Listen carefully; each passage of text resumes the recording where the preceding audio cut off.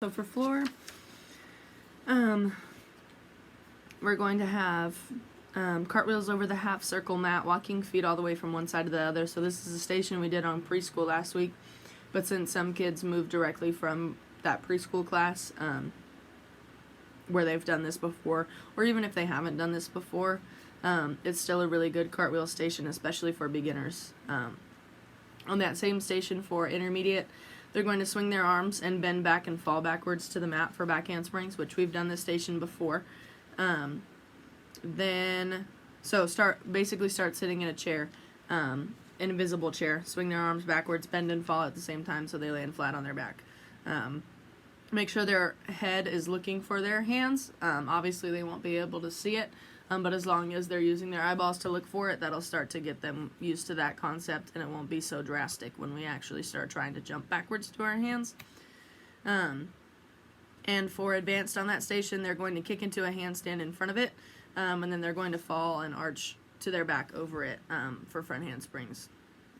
Then on the wedge mat, beginner's going to do handstands going downhill. Their feet are going to start in a lunge on the top of the wedge, and their hands will go on the floor. If they cannot reach that far because they are not that tall, have them scoot down the wedge. No matter where they're at on the wedge, as long as they're facing the floor on the small side, they're going to be going downhill. So it really doesn't matter how far away from the floor they are that they start on the wedge. So just try and kick up to handstand. It should be a lot easier for them to get up since they are going downhill. Then intermediate's going to do round-offs going downhill, feet and hands on the wedge, and then feet land on the floor. So they're going to have to start at the top of the wedge mat, and their hands will go at the bottom of the wedge mat on the little letters, and their feet will land on the floor. So it should make it really easy for them to be able to complete that as well. And advanced will do back handsprings going downhill on the wedge mat. Then on the springboard, beginners are going to do split jumps off of it.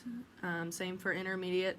For intermediate, try and have them do both legs, just so we can start introducing both sides to them. As you know, you're always going to have the one side that's more flexible than the other, but as long as we work both, it won't be as drastic.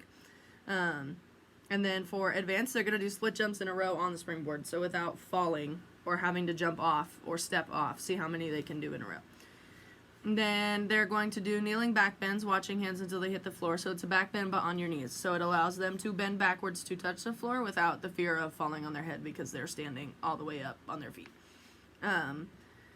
Back bends and then watching hands until they touch the floor. For intermediate, they should be able to do back bends. So if you're going to spot them, try and encourage them to only spot or be okay with you spotting with one hand. If they say that they have it and you're not entirely sure, try and shadow them, spot them. So like follow them with your hands and be ready to catch them just in case. Or if you're just kind of sketched out and you just want to make sure, that's totally fine too.